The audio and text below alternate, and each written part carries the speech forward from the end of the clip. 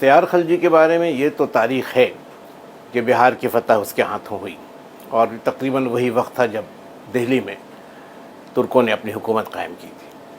لیکن نالندہ کا جو واقعہ ہے اس کو بختیار سے منسوب کرنا ذرا مشکل لگتا ہے۔ ایک تو وجہ یہ ہے کہ بختیار کا جو روٹ ہے، جس راستے سے وہ بہار آتا ہے اور بہار کی فتح کرتا ہے، اس میں نالندہ کا آنا بہت واضح طور پر ثابت نہیں ہوتا ہے۔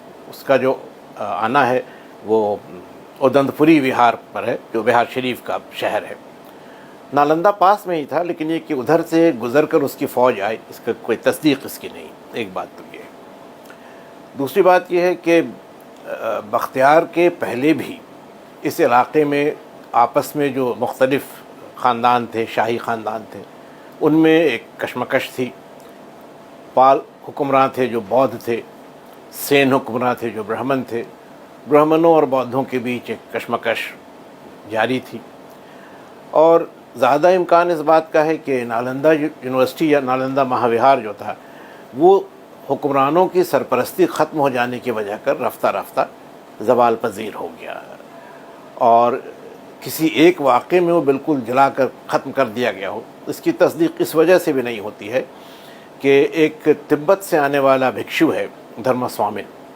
دھرما سوامن کا اکاؤنٹ انگریزی میں ترجمہ ہو کر کے چھپ چکا ہے، اور وہ لکھتا ہے ایک ایسے واقعے کے بارے میں جب وہ وہاں تھا اور ترکوں کا حملہ ہوا، اور وہاں کا جو سمجھیے ہیڈ پریسٹ تھا یا چیف ایبٹ تھا، اس کو لے کر وہاں سے دھرما سوامن ایک محفوظ مقام پر گیا۔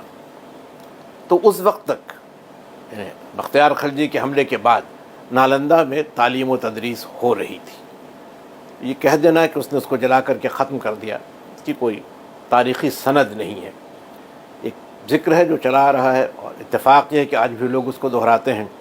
آج بھی آپ جائیے گا نالندہ تو آرکیولوجیکل سروے آف انڈیا کا بورڈ لگا ہوا ہے جو کہتا ہے کہ بختیار خلجی نے اس کو برباد کیا، لیکن اس کا کوئی ہسٹوریکل بیسس نہیں۔ اور ancient Indian history and archaeology کا جو شعبہ ہے پٹنہ یونیورسٹی کا، اس میں ایک غالباً بھگونت سہائے تھے، انہوں نے اپنی کتاب میں اس پر کافی تفصیل سے بحث کی ہے، اور اس بات کو انہوں نے ثابت کیا ہے کہ بختیار خلجی نے نالندہ مہاوہار کو جلا کر کے ختم نہیں کیا تھا۔